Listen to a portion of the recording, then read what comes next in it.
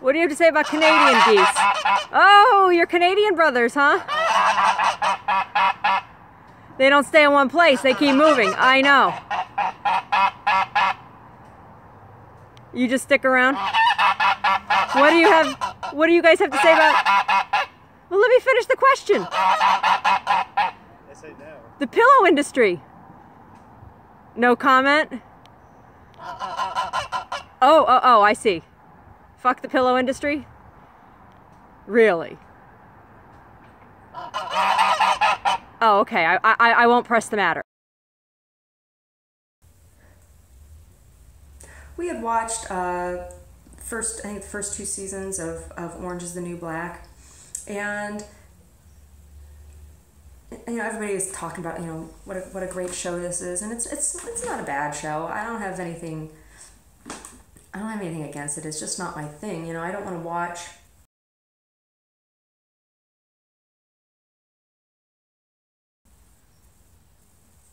after the second season. It really began to focus more and more, like the storyline was on the romantic relationships between the characters, and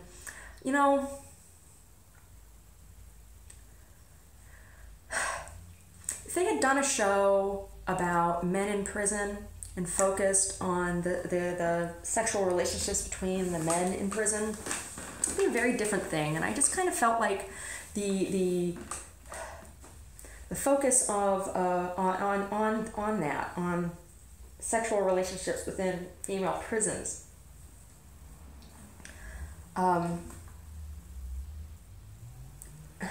it was being used as like an outlet to normalize lesbian relationships, which I'm not a lesbian, so maybe I shouldn't talk about this, but it would seem to me like if you want to promote acceptance or normalization, or not even normalization, because there's not anything that's not normal about a loving relationship between 2 people, right? But if the goal of the show is to present lesbian relationship to the public in an attempt to make it mainstream and or acceptable, is it really productive to do that in a prison setting? I mean, it doesn't work the other way, right? Like, if you did, it would be a very different show if it were about, if Orange is the New Black would be about men in a prison and focusing on that. You certainly couldn't do a show about women in prison and not address these issues. But I really felt like the writing, and I don't know, I haven't watched any subsequent series, so maybe things have changed. Maybe it's better, maybe it's not. But I mean, it just kind of, I don't want to use the term "turn me off" because that's not what I mean. It didn't turn me on or turn me off. It was just kind of like, disappointed.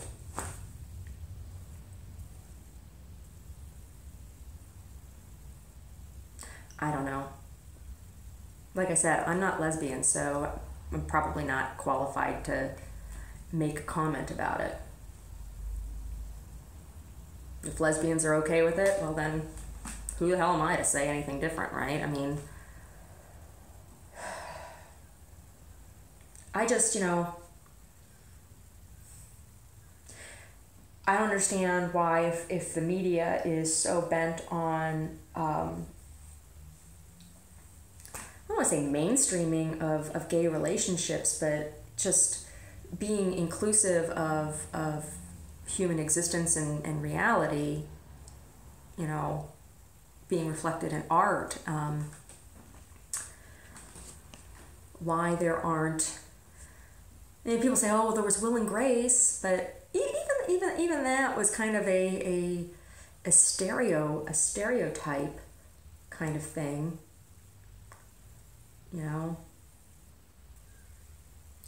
I don't know.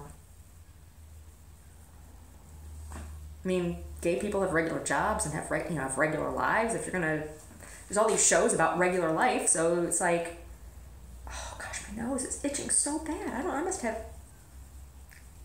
know what's going on. I'm having an allergic reaction to something. Swear to God, I don't do cocaine. Ugh. Allergies. Anyway, I don't understand that. Gay people are teachers.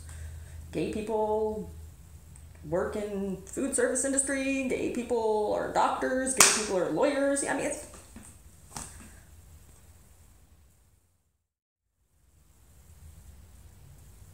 You know, where they really missed out was in the X-Files. I mean, I've heard, I don't know if this is true or not, but I've heard that Gillian Anderson is lesbian. I don't know if Gillian Anderson, if you are not lesbian, and I'm saying this, I'm very sorry for making an assumption about your sexuality. But I had heard that or read that in some magazine or whatever. But her character, Scully's character, would have been a wonderful opportunity to include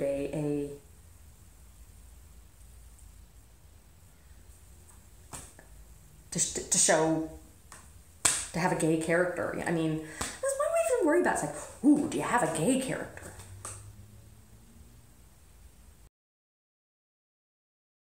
I don't know what that's all about.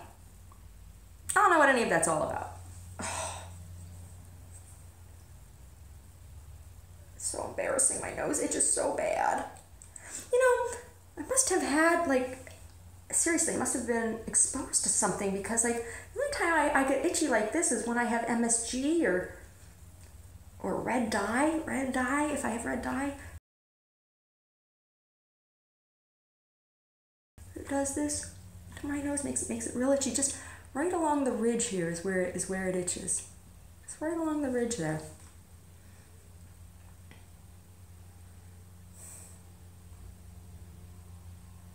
I don't understand. I don't understand. I don't understand all these labels and people getting all worried. It's like over what color people's skin is, and over what who they love and who they're sleeping with or who they're not sleeping with. And it's like, if you do this and you don't do that, and what is this and what is that, and oh my God, is this marriage, and blah blah blah. It's like, you know what? Just shut up. Just everybody shut up.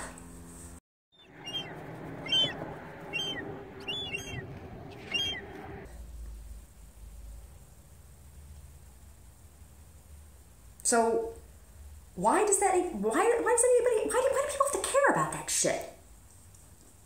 I mean, if you found somebody who you love and who loves you back and is willing to put up with your shit, I don't care what you do or don't do in your bedroom. It's not my business.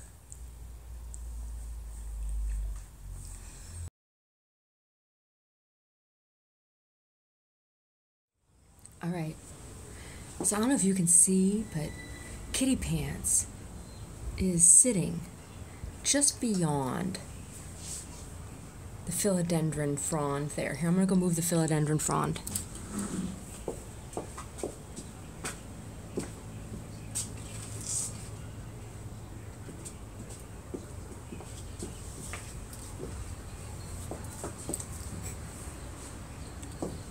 Can you see her there? Kitty Pants! Kitty Pants! She won't move. She's not gonna move because she doesn't want to be seen, but she's perfectly camouflaged because she's California Kitty. Kitty Pants was born in Santa Cruz Mountains area, so she's kind of hiding. Yes, this is wild California calico short hair. So she was rescued from a barn that was being raised in the Santa Cruz Mountains. And the reason I know this is because Kitty Pants came to live with us through an organization called Perfect Connections. Now, I have no idea if Perfect Connections is still in operation. Anyway, I looked up kitty rescues, and I wanted to rescue from an organization that didn't euthanize, because you know what? I think somebody needs to deal with cranky kitties, because cranky kitties are a product of human stupidness. So anyway, I found this organization called Perfect Connections, and it was run by this woman named Kay DeVito.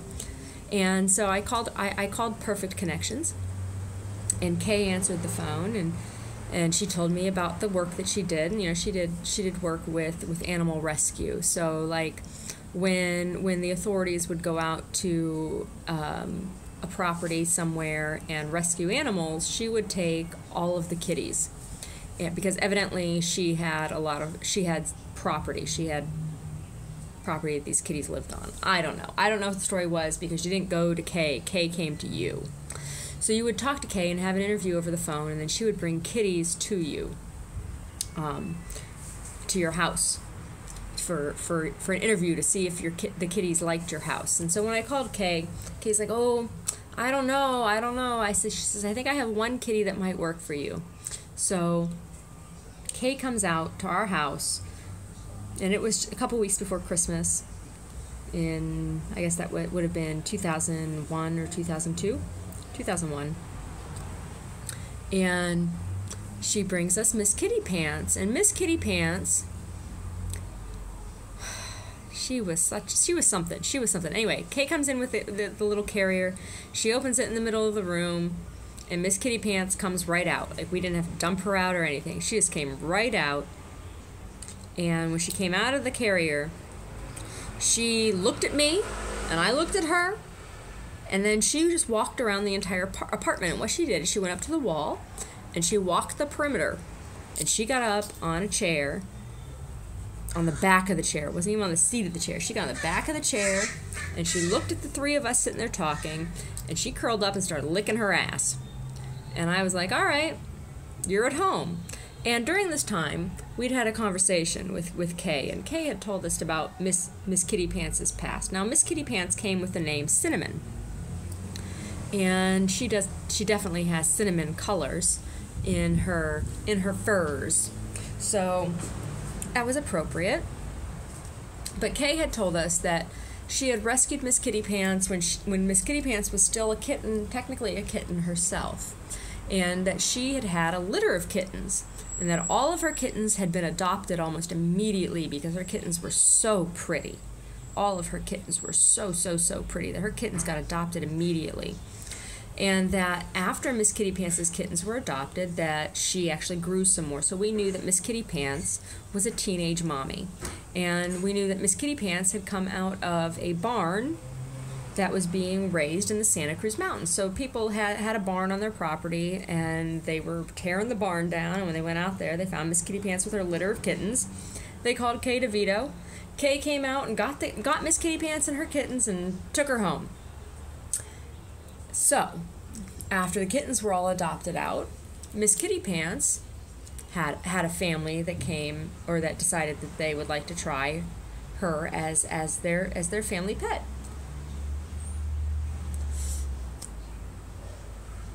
And Miss Kitty Pants went and lived with them.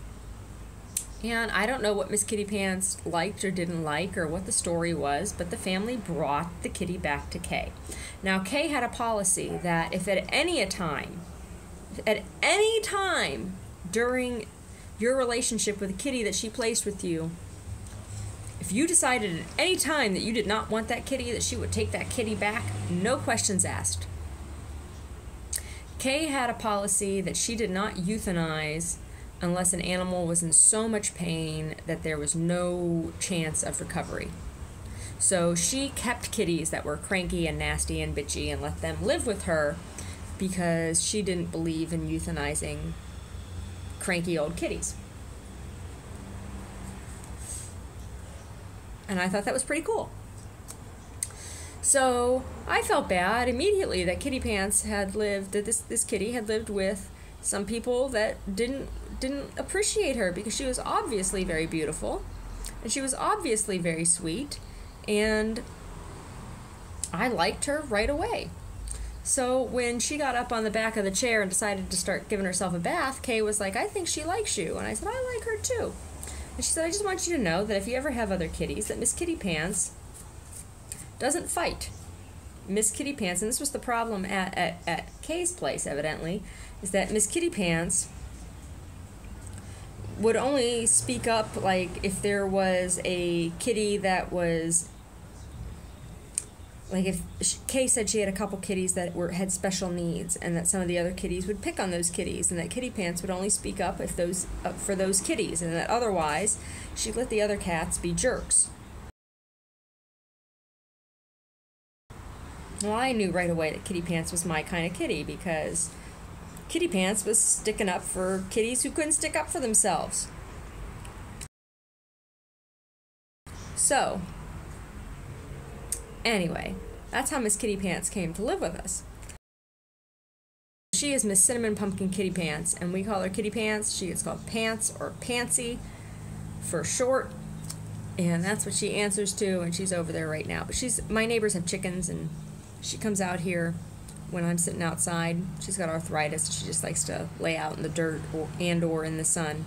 But there's chickens next door, and they're her friends, and they come up to the fence, and they all talk to each other. So she's been laying over there looking at the fence with her back to me. Miss Kitty Pants, wishing she were a chicken. Miss Cinnamon Pumpkin Kitty Pants. It's July, so, you know, it's actually summer, and today is going to be warm. Last night, oh my goodness, last night I woke up in the middle of the night. It was like totally hot in my bedroom, and my husband is laying beside me, sawing logs, and it was just like I was laying there sweating, listening to him snore, and it's warm out today already, and anyway, I don't know. I like the heat. I want to talk about a bunch of stuff today. And, well, actually, I'm pretty much going to be talking about one thing, but I'm going to cover a bunch of stuff. It's related to this thing. And this thing that I want to talk about is the trafficking of human beings. What does this mean? I mean, when people talk about human trafficking, it's not so much about getting people just to cross borders, right? But when you talk about human trafficking, specifically what is being talked about is exploitation, sexual exploitation. And this situation affects predominantly women and children. And it's a real problem. When we moved to Oakland, I learned through volunteer work and things that I was doing that the city of Oakland, California is the North American capital for the trafficking and exploitation of children.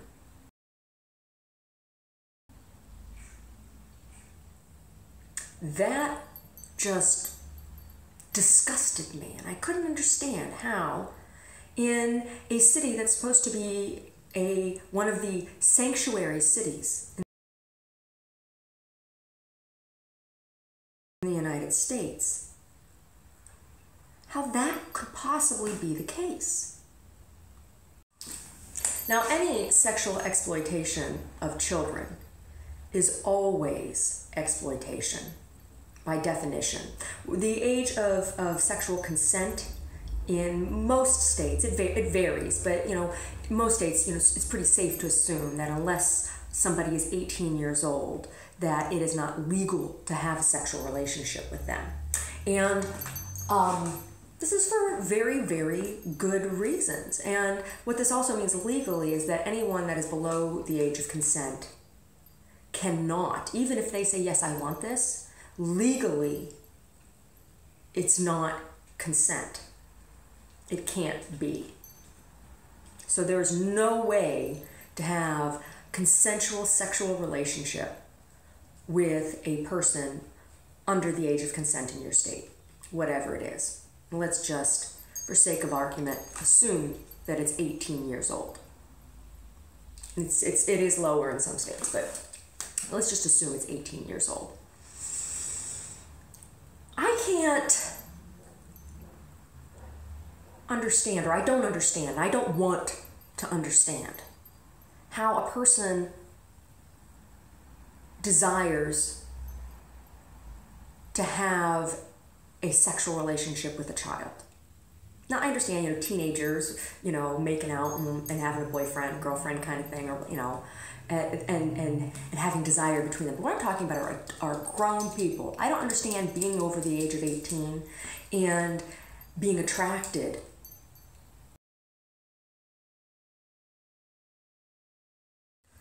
So when we first moved to Cotton Mill Studios, all I saw is that we had this lovely warehouse, New York East Coast style loft apartment that was zoned live work that seemed to be exactly what I needed for the work that I was doing, meaning having studio space, having space to exhibit my work and the work of other people, and doing some performance, right? And living in the neighborhood, I felt it was my responsibility as an engaged and caring and tax-paying resident to be involved in whatever community organizing was going on. So the first thing that was kind of presented to me was this group called the Jingletown Arts and Business Community, and this was a grassroots organization it's basically like a neighborhood chamber of commerce / neighborhood watch. It's a club. It's a club, and within this group, I started to see problematic power dynamic, and there was a lot of pettiness, and there was a lot of fear-mongering around outside neighborhoods, and there was this camaraderie with the police in particular. And so the person who organizes this group said, oh, why don't you get involved with the NCPC? Now remember this, NCPC, there are a number of NCPC groups throughout Oakland. As a matter of fact, every district has at least one. So the city is broken down into districts, and these districts are represented by the council people, right? Your elected official. And this NCPC, the Neighborhood Crime Prevention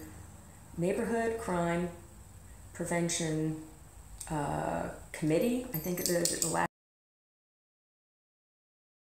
C stands for committee. Anyway, I joined my local group, and I had done some cleanup efforts with my council person, and I had organized my own cleanup efforts that were in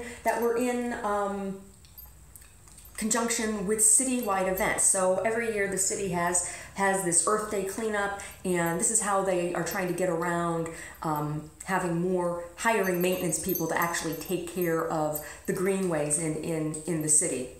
When you come into Oakland, a lot of the city, a lot of these little, the medians and things are all overgrown with weeds, and there's just half dead trees, and it's a big mess because Oakland has not received or hasn't budgeted properly for the maintenance of infrastructure, and there's a lot of problems because of that.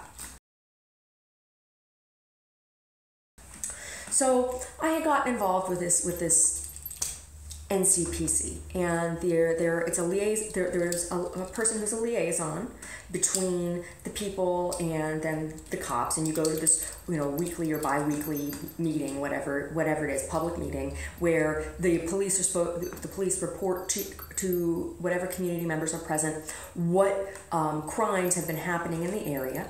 And it was very interesting to me that they were focused in this group in particular, that they were focusing on armed robberies and things in the street. And you know, those things definitely were happening, but the bigger issue in this neighborhood in particular, in this district, is the issue of child sexual exploitation. There is a road, a street, that goes through the Fruitvale neighborhood called International Boulevard. Now, if you're not familiar with Oakland, you may be familiar with Fruitvale if you saw the film Fruitvale Station, which was a docudrama about the killing of a young black man by BART police at the BART station. So BART is it's like our subway kind of thing. It's an elevated train. It's an L. So they're on New Year's Eve, a couple years previous to this, or a few years this Oscar. What was Oscar's last name?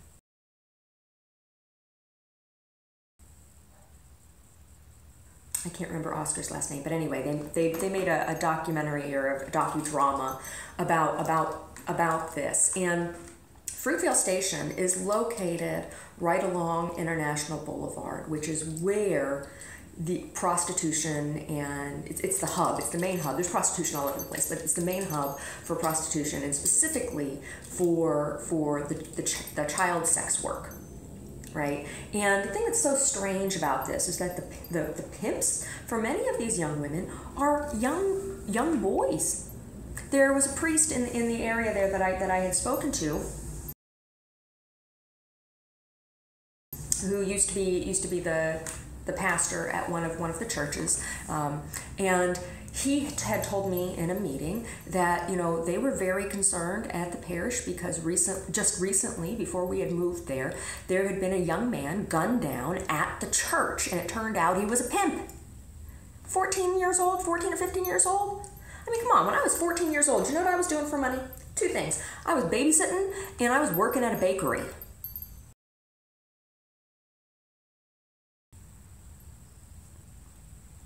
So it's like, wow. But these young boys that are doing this are then also connected to organized crime in the area. This is so pervasive. Now, how does it happen that you have a huge population of children pimping children?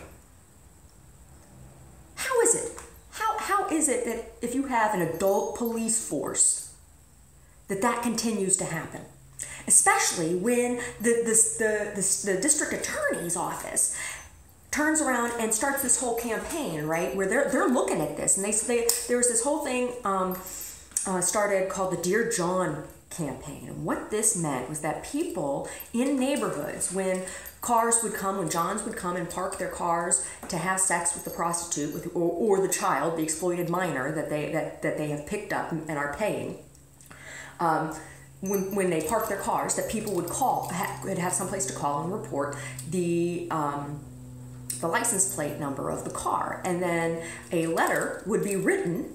It was a Dear John letter would be written to the address, sent to the address where the car was registered. So, you know, they had no way of knowing who was actually driving the car, but they know where the car is registered to. So they would send a letter home saying, you know, your car was spotted parked, just so you know, in an area that is known for prostitution. And the idea of this is that, you know, a lot of these men, most of them are coming from outside of Oakland, so that's the other thing. People are coming in for this market. Oh, so gross. To purchase children. And I lived in a neighborhood where we saw a lot of cars being parked because we were right behind. It was just you did a little loop-de-loop. You'd come off of International Boulevard, do a little loop-de-loop, and end up in our cul-de-sac. And so, you know, the streets were often covered, you know, with, it was not unusual to walk down the street and see you know, tens of condoms, used condoms discarded, or hypodermic needles, or, you know, women's underwear, or whatever other garbage that they would come and dump, because people were also dumping. That's why we were doing these neighborhood cleanup efforts. And, you know, there was very little support, and there was all this back and forth, and it was just this big mess. But in this one cleanup effort that we did, my husband and I found this pile of young woman's belongings. When I say a young woman, it's like 11, 12-year-old girl. And how do we know how old she was? Because among these discarded belongings, which were everything a little girl would ever have, everything in her life. You know, this wasn't just a backpack. This was, like I said, all of her belongings. And among these was included her middle school ID card. I was dumb. I didn't take a picture of the ID card. I didn't keep it. What I did was I called the liaison from my NCPC, Mrs.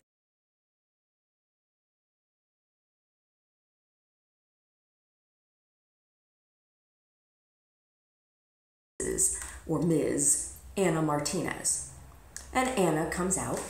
Now, keep in mind, Anna had come to my home on different occasions where we had meetings with other people in the community to talk about stuff that was going on, cleanup efforts, whatever. And this woman, I'd given her access to come into my home. I let her look around. See, this is where I live. I had nothing to hide. Well, you know what she told me to do with all of this little girl's belongings? To throw them away. She told me to put them in the dumpster. And she took the little girl's ID card, the little Latina girl. I don't remember her name, but I do remember that. I do remember it was a Spanish name, first and last, and the little girl appeared to be Latina in her photo. She took the ID card. I called her back in like a week or 2 weeks and to inquire, had she found out anything about this little girl? Because this was in an area that was notorious for child sexual exploitation. I was told that the little girl was fine. I have no idea whether or not that's true. Behind this building, and also it was behind specifically where our unit was, there were all these, we had big windows that looked out, and I was looking down on the train tracks, and there was a cul-de-sac that was right below the window, and I could see down there, and if you were standing down there, you could see up into my window too. I was on the 4th floor. And every Tuesday there was the needle exchange that would come down and park there, and people in the area who were users would come and exchange their needles for clean needles, their dirty needles for clean needles. They also did HIV testing. They did some food and clothing distribution kind of thing. And so, whenever I had any clothing or anything that I wasn't using anymore, I would take it down to the needle exchange, because just because you're living on the street doesn't mean that you shouldn't be clothed. And just because, the way I looked at it, this group was offering a responsible service, and that the people that were coming and benefiting from this service, they were being as responsible as they could be in their habit by seeking out clean needles and seeking out medical attention if and when it was needed. So, that was okay to see. And then during the week, frequently cops would come and park in this cul-de-sac. And, sometimes I definitely got the feeling that they were watching me. Because every now and then they'd look up and they'd wave, or if I was looking down at them, they'd flash their lights, and it's just like, all right, what the hell are you watching me for? I'm not doing anything. But I was watching them. And whenever stuff would happen down on the train tracks, if I saw somebody some girl bringing some guy down there, which I did a couple times, I would call, you know? I'm of the belief that sex work should be legal. You know, it's not a job that I want to do, but for the health and safety of the general public and of the people who are doing this work, adults doing this work, you know, it should be legal. It should be legal. It should be legal. But anything with children, no, absolutely not. Absolutely not. And that's where there needs to be a differentiation made here. Anyway, anytime I'd see anything, and then stuff started happening, I started getting kind of threats. This was also, at this time, I was also doing the stand-ins about gun violence in Oakland, in the city, and I started getting threats. I started getting a lot of threats online, and my computer and stuff had been hacked, and my phone had been hacked, and I still continue to have some issues with this, or have had issues with this. And I was followed a number of times, and one of the times I was followed was after I had done a performance. I sang at a event that was held by the East Bay United Nations Association. And it was a meeting that was specifically talking about this campaign by the California District Attorney to target Johns, because that is the much more compassionate way of dealing with the issue. You know, to not further victimize the child that is in this, what they call the life. That's the street term, the life. You in the life, you in the life. So after singing at this event, I started to be followed, and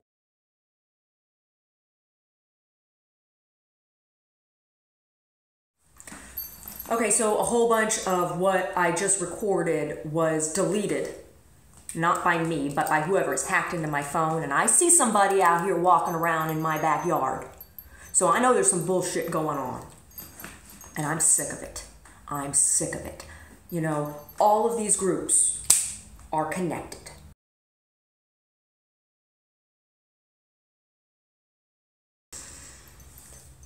I saw some shady things. I've seen some shady things.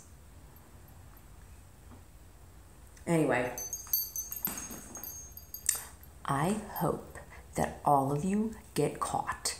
Everybody, every single one who's been involved in exploiting these children here in Oakland, I hope every single one of you gets picked up and thrown in jail.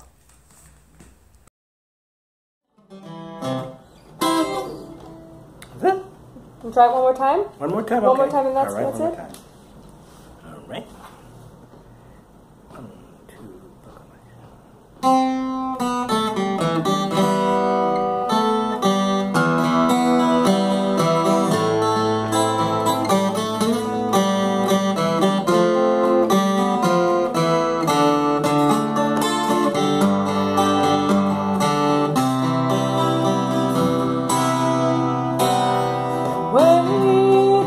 Waiting